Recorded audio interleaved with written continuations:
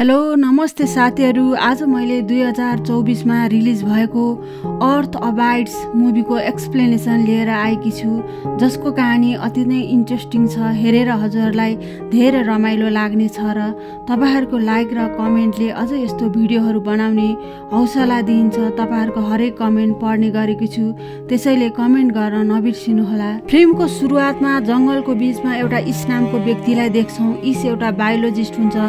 आफ्नो रिसर्चको लागि ऊ शहरबाट धेरै टाढा जंगलमा बसिरहेको हुन्छ। एक दिन ऊ आफ्नो काम गर्न जाँदा त्यहाँ उसलाई एउटा सर्पले टोक्छ। उसलाई धेरै दुख्छ। यहाँ उसको फोन पनि खस्छ। अब उसले मद्दतको लागि पनि कसैलाई बोलाउन सक्दैन। उसले आफैले चुसेर विष निकाल्ने कोसिस गर्छ।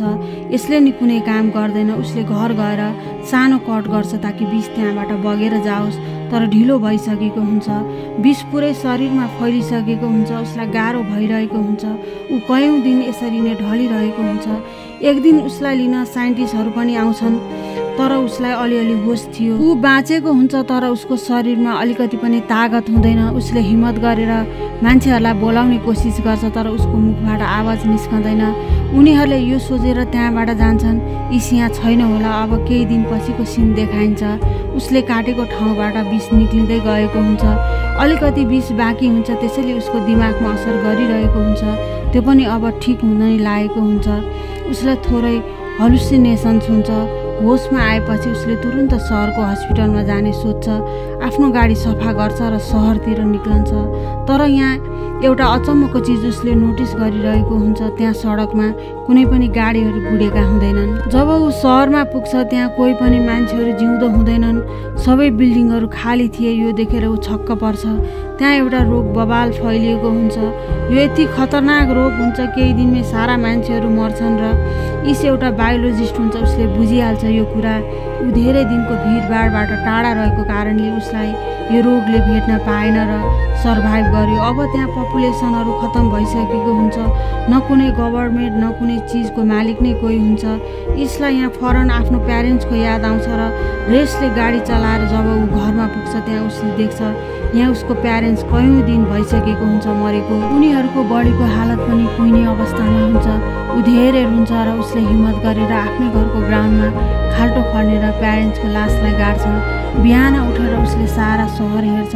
कोही पनि सर्भाइभरहरू बाँचेका हुँदैनन्। यो कुरा सोचेर उसले एउटा फैसला गर्छ। ऊ अर्को सहरमा जाने, उसले लस भेगास जाने डिसाइड गर्छ। केही जरुरी सामान र गन लिन्छ। ऊ निक्लन्छ। जुन ब्रिजबाट लस भेगास जान्थ्यो त्यो पनि भत्किएको हुन्छ र उसले लामो बाटो हुँदै जसै लस भेगासमा पुग्छ, यहाँ पनि सबै मान्छेहरू मरेका हुन्छन्।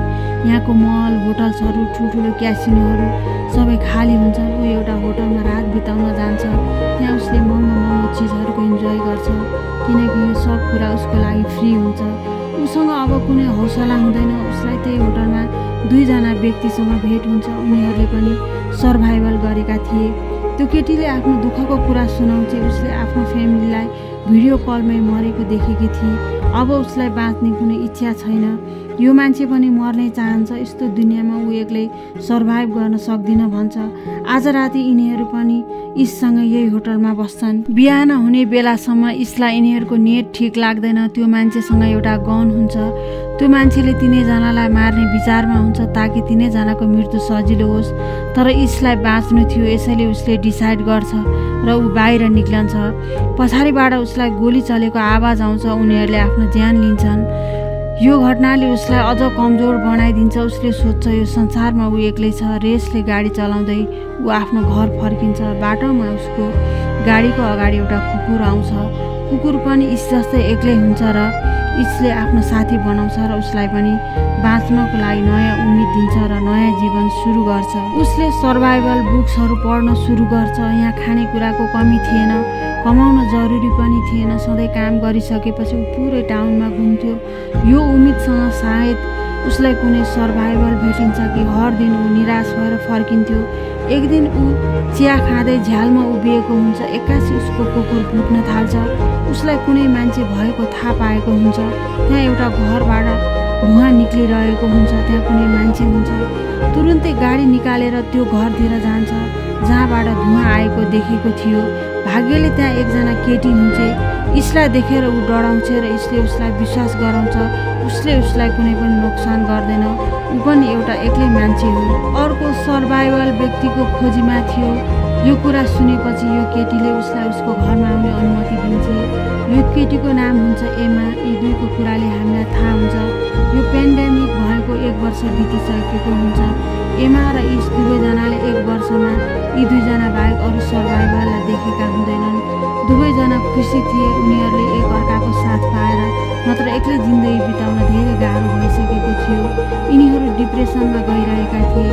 मान्छेहरू भनेको सोसाइटीमा बस्नको लागि हो, सोसाइटी बिना मान्छेहरूले बाँचेको अर्थ हुँदैन। उनीहरूले डिसाइड गर्छन् दुवैजना इसको घरमा सँगै बस्ने। इसको घर नजिकै जर्नल स्टोर हुन्छ जहाँ खानेकुराको भण्डार हुन्छ। इसले आफ्नो घरमा पनि धेरै चिजहरूको स्टोर गरेर राखेको थियो ताकि बाँच्नलाई सजिलो होस्। एमाले पनि इसको घरमा आउँछ। यहाँ दुवैजना सँगै बस्न सुरु गर्छन्।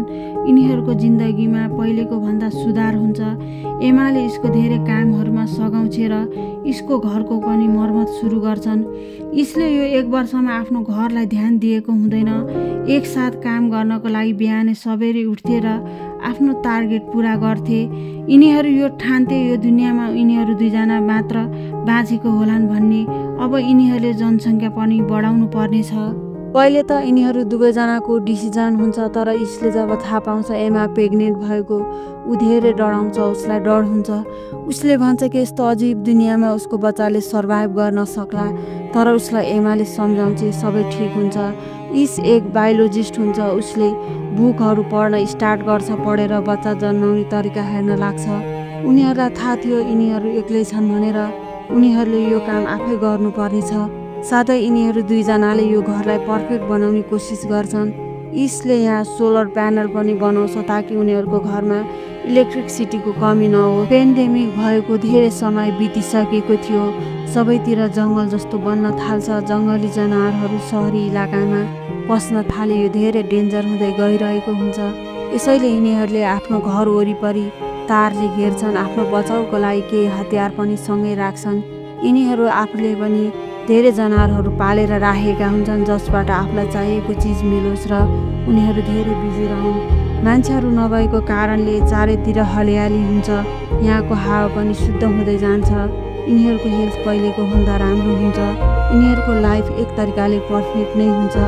एक दिन उनीहरूलाई ठुलो समस्या आइराख्छ। थाहा छैन कहाँबाट सहरमा धेरै मुसाहरू आउँछन्। इस यो देखेर धेरै डराउँछ। यो मुसाहरूलाई आफ्नो घरबाट टाढा राख्नको लागि आफ्नो घर वरिपरि आगो बालिदिन्छ। यसले 1 रातको लागि मात्र काम गर्न सक्थ्यो। एमाले उसलाई सम्झाउँछ यसको हल पनि हामी निकाल्छौँ। बिहान यसले धेरै बिरालोहरू जम्मा गरेर यहाँ ल्याएर छोडिदिन्छ। बिरालोहरूले मुसा खान सुरु गर्छन् अनि उनीहरू यो प्रब्लमबाट निक्लन्छन्। फाइनल्ली त्यो दिन पनि आउँछ। एमाले बच्चालाई जन्म दिनुपर्ने हुन्छ। सारा काम इस आफैले ह्यान्डल गर्छ। अब हामीहरूले देख्छौँ उनीहरूको एउटा छोरीको जन्म हुन्छ जसलाई देखेर उनीहरू धेरै खुसी हुन्छन्। उनीहरूलाई बाँच्नको लागि हौसला हुन्छ। यसपछि उनीहरू सडकमा गएर आफ्नो घरको एड्रेस लेख्छन्। यदि कुनै सर्भाइभर त्यहाँसम्म आइपुगेमा उनीहरूको घरमा आउनु खाना र पानीको लागि। हेर्दा हेर्दै 6 वर्ष बितिसकेको हुन्छ। इस कुनै कामले जङ्गलतिर गएको हुन्छ। अचानक कारको अगाडि एउटा जङ्गली जनावर आउँछ र ठोकिनको कारणले बेहोस हुन्छ। यो देखेर इस डराउँछ। अहिले पनि त्यो जिउँदै हुन्छ। ऊ तडपिरहेको हुन्छ। उसको मृत्युलाई सजिलो पार्नको लागि गनले सुट गरेर मारिदिन्छ। यो सबै टाढाबाट एउटा केटी हेरिरहेकी हुन्छ।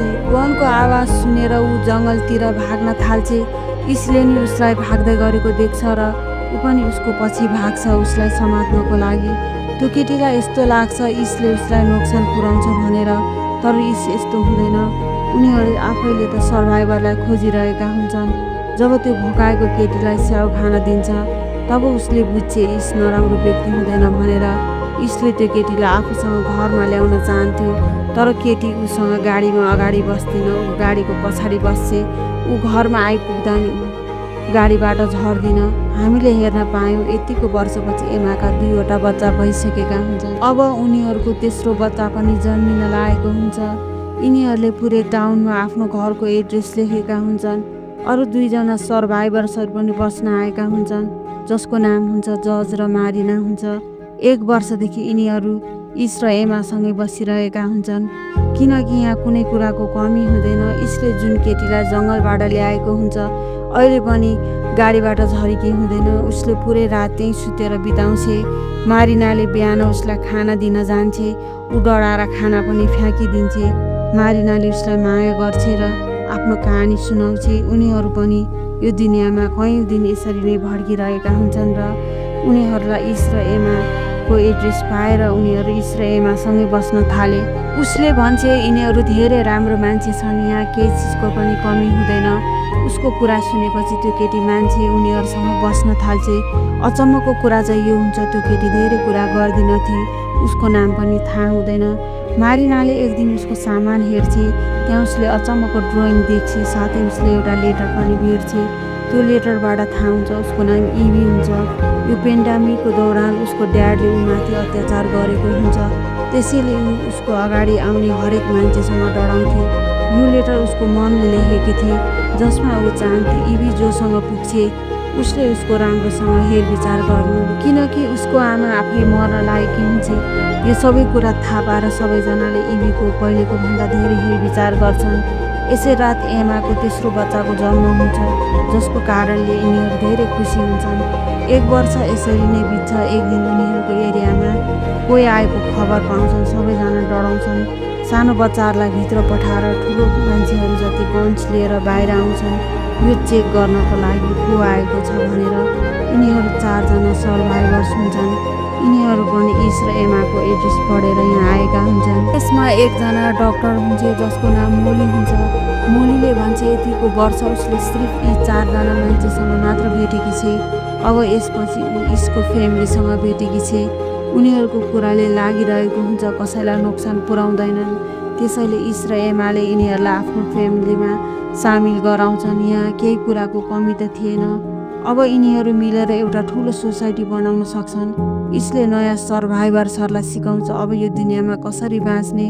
अब यो दुनियाँ जङ्गल भइसकेको छ, जङ्गली जनावरको सामना हरेक दिन जस्तै गर्नुपर्ने छ।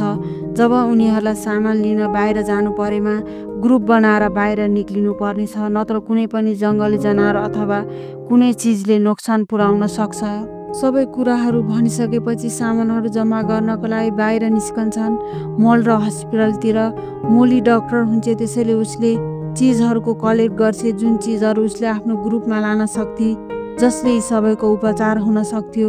अब धेरै वर्ष बितिसकेको हुन्छ। अब यो ग्रुपमा धेरै बच्चाहरू भइसकेका हुन्छन्। अरू कपल्सहरूसँग नि बच्चा हुन्छ। उनीहरूको कम्युनिटी ठुलो हुँदै गइरहेको हुन्छ। इसले सबै बच्चाहरूलाई पढाउँथ्यो र भन्थ्यो पहिलेको कम्युनिटीहरू कस्तो हुन्थ्यो, उनीहरू कसरी सर्भाइभ गर्थे। उसले पढाइरहेको हुन्छ आउने दिनहरूमा ती बच्चाहरूले मुस्किलको सामना गर्नु नपरोस्, उनीहरूको लाइफ नर्मल बितिरहेको हुन्छ। उनीहरूको घर वरिपरि पुरै जङ्गल हुन्छ। एक दिन जङ्गलबाट उनीहरूको घरमा ठुलो बाघ आउँछ, तर ठिक समयमा नै इसले देख्छ र इस आफ्नो बच्चालाई बचाउन आउँछ र उसलाई बाघले हमला गरिदिन्छ। बाघलाई उनीहरूले केही गर्न अगाडि नै इसलाई नराम्रोसँग घाइते बनाइदिन्छ। यो देखेर सबैजना डराउँछन्, सबैजना चिल्लाउँछन् र बाघ यहाँबाट जान्छ। एमा इसको यो हालत देखेर रिसले आगो हुन्चेर जङ्गलमा गएर त्यो बाघलाई सुट गरेर मारिदिन्छे। यहाँ ठिक समयमा नै सबैजना मिलेर इसको उपचार गर्छन् र धेरै हप्ता लाग्यो, तर इस पहिलेको जस्तै ठिक हुन्छ। हेर्दा हेर्दै 17 वर्ष बितिसकेको हुन्छ।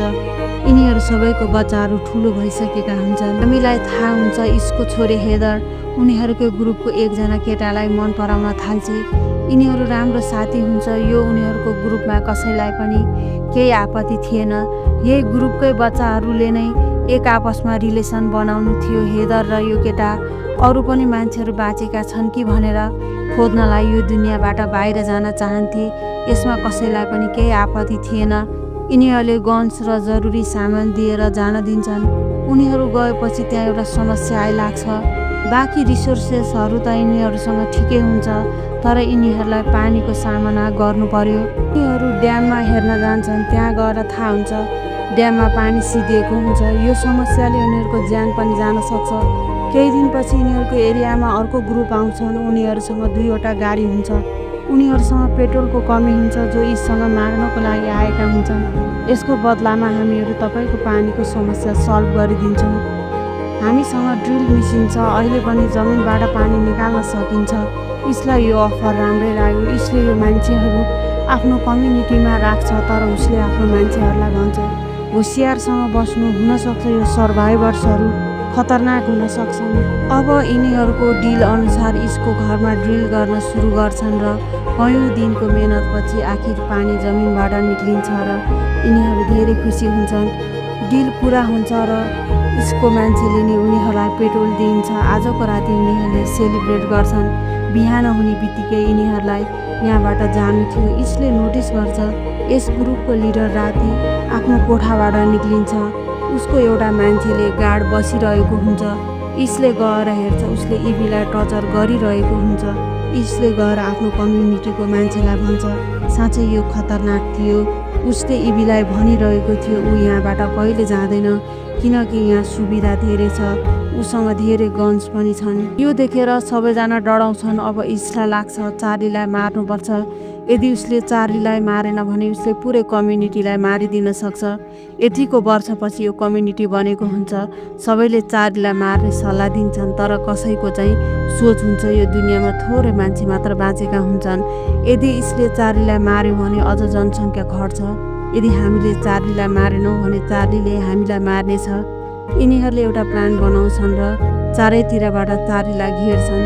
चार्लीले केही भन्नुभन्दा पहिले नै इसले चार्लीलाई एउटा हतियारले मारिदिन्छ र गाडी दिन्छ। यो सब गरिसकेपछि उसलाई धेरै नराम्रो लाग्छ। उसले पहिलोचोटि कसैको हत्या गरेको हुन्छ। उसलाई थाहा थियो यो गलत होइन भनेर उसले आफ्नो कम्युनिटीलाई बचाउनको लागि यो सब गरेको हुन्छ, तर पनि ऊ दुखी हुन्छ। फेरि बिहान भएपछि यिनीहरूले चार्लीको ग्रुपलाई भन्छन् उनीहरूको ग्रुप लिडर चार्लीलाई मारिदिए किनकि उसले उनीहरूको कम्युनिटीको एउटा केटीलाई टर्चर गरेको हुन्छ। चार्ली मरेको सुनेर उनीहरूको ग्रुपलाई नराम्रो लागेन। कसैले त यो पनि भने चार्ली लिडर भएर उनीहरूको फाइदा उठाउने गर्थ्यो। उसले आफ्नो ग्रुपको केटीहरूलाई टर्चर गरेको हुन्छ। यसैले सारा ग्रुप मरेकोले खुसी नै थिए। तर एकजना चार्लीको साथी हुन्छ, उसले चाहिँ यिनीहरूलाई धेरै कराउँछ र इसले भन्छ हामीहरूसँग केही कुराको पनि कमी छैन। तपाईँहरू चाहनुहुन्छ भने हामीहरूसँग बस्न सक्नुहुन्छ, तर यो केटा होइन किनकि मलाई यस केटाबाट चार्लीको जस्तै गन्ध आएको छ। यो हाम्रो लागि खतरा साबित हुन्छ। चार्लीको साथीलाई अपराधी मान्दै कम्युनिटीबाट बाहिर निकालिदिन्छ। पछि यो केटालाई रियलाइज हुन्छ ऊ एक्लै कम्युनिटी बिना सर्भाइभ गर्न सक्दैन। ऊ फर्केर आउँछ, तर इसले आफ्नो कम्युनिटीको सेक्युरिटीको लागि उसलाई स्वीकार्दैन। अब हामी देख्छौँ कम्युनिटीको बच्चाहरूले पुरानो रिसर्च अनुसार प्लेन बनाउने कोसिस गर्छन्। उनीहरूलाई थाहा छ केही समयमा नै त्यो प्लेन पर्फेक्ट बन्छ भनेर। योभन्दा पहिले नै उनीहरूको कम्युनिटीमा एउटा ठुलो प्रब्लम आउँछ। कम्युनिटीको धेरै जसो मान्छेहरू त्यसै भाइरसबाट इन्फेक्टेड हुन्छन्। त्यो भाइरस आजभन्दा 20 वर्ष पहिले फैलिएको थियो। यो सारा मान्छेहरू 20 वर्ष पहिले यो भाइरसबाट केही गरी बाँचेका हुन्छन्। उनीहरूसँग धेरै औषधिहरू थियो। त्यसैको कारणले मोलीले उनीहरूको उपचार गर्छे। तर इसको छोरा धेरै बिरामी हुन्छ। उसको हालत खराब देखेर सबैजनालाई चिन्ता लागिरहेको हुन्छ। यसै चिन्तामा इसको ठुलो छोरी एक्लै घर फर्किन्छे। ऊ रोइरहेकी थिए। सबैले उसको पार्टनरको बारेमा सोध्छन्, रुँदै सबै कुरा भन्छे। जब उनीहरू धेरै सहरहरू घुमे काहीँ कोही भेटिन्छ कि भनेर मान्छेहरूलाई खोज्यौँ, एउटा एउटा घर चेक गऱ्यौँ, तर उनीहरूले कुनै पनि बाँचेको मान्छेहरू पाएनन्। उनीहरूले ठाउँ ठाउँमा आफ्नो घरको एड्रेस लेख्दै गए। फेरि यिनीहरू एउटा ठाउँमा पुगे। त्यहाँ उनीहरूको भेट एउटा मान्छेसँग हुन्छ। उसले हेदरको पार्टनरलाई समातेर मारिदिन्छ। उसले भनेको थियो यो चार्लीको बदला हो। यो त्यही व्यक्ति हुन्छ जसलाई यसले ग्रुपबाट निकालिदिएको हुन्छ। हेदरले भन्छ मैले आफ्नो ज्यान बचाउन बाहेक के नै गर्न सक्थेँ र मैले त्यो मान्छेलाई मारिदिएँ र भाग्दै आफ्नो घर फर्केर आएँ। उनीहरू दुखी थिए। यो दुःखबाट निक्लन नपाउँदै इसको अर्को छोरा पनि मर्छ। कुरा यतिमै सकिँदैन। उसको छोरा मरेपछि पनि उसको कम्युनिटीको अरू 3 जना मान्छेहरूको मृत्यु हुन्छ। यो दुःख इसले सहन सक्दैन। अब उसलाई बाँच्न मन लाग्दैन। ऊ मर्न चाहन्थ्यो, तर उसलाई एमाले साथ दिन्छ। त्यसै गरी जब ऊ एक्लै थियो, हेर जब हामीले कोही भेटेका थिएनौँ, हामी दुई मिलेर जिन्दगीको सुरुवात गऱ्यौँ। अब त हाम्रो यति धेरै ग्रुप भएका छन्। हामीले नै यो दुनियाँलाई अगाडि बढाउनु छ। तिमीले यसरी हार मान्यौ भने यो ग्रुपको बच्चाहरूलाई कसले ट्रेनिङ दिन्छ। अब यो कुरा सुनेर इसलाई अलिकति हौसला मिल्छ। ऊ पहाडमा जान्छ सनराइज हेर्न। यो भिन्दै हुन्छ पहिलेको दुनियाँभन्दा। पहिले यो नेचरको रङ फिक्का लाग्थ्यो, तर अहिले सबै ताजा सुन्दर लाग्छ। उसले रियलाइज गर्छ यो पहिलेको जस्तो संसार रहेन, अब यो एक नयाँ संसार हो। उसले बच्चाहरूलाई पहिलेको दुनियाँको शिक्षा दिइरहेको थियो, यो गलत थियो उसले बुझ्छ। अब उसले यो बच्चाहरूलाई नयाँ दुनियाँमा बाँच्नको लागि सिकाउँछु भन्छ र यही स्पिच उसले घरमा गएर दिन्छ। अहिलेसम्म हामीले गलत डाइरेक्सनमा पढिरहेका थियौँ। हामी पुरानो दुनियाँको जस्तो बाँच्ने कोसिस गरिरहेका थियौँ। जब पुरानो दुनियाँ नै रहेन, अब त्यस अनुसारको जीवन बाँच्ने ट्रेनिङ किन लिने? यो एक नयाँ दुनियाँ हो, अब हामीले यही अनुसार चल्नुपर्नेछ। अबदेखि तिमीहरूले त्यही सिक्छौ जुन कुरा नेचरले सिकाउँछ, जुन यस संसारमा बाँच्नको लागि जरुरी छ। दुनियाँमा नेचरको कम्युनिकेसन एकदमै बन्द भइसकेको थियो। अब उनीहरूले एउटा नयाँ कम्युनिकेसन नेटवर्क बनाउने डिसाइड गर्छन्। उनीहरूले फेरि एउटा रेडियो बनाउँछन् जुनबाट यिनीहरूको कम्युनिकेसन स्ट्रङ हुन्छ। हरेक दिन जस्तो यसले नयाँ नयाँ योजना बनाउन थाल्यो। बच्चाहरूलाई थाहा भयो हरेक मान्छेहरू मिलेर कसरी जिन्दगी बिताउँछन्।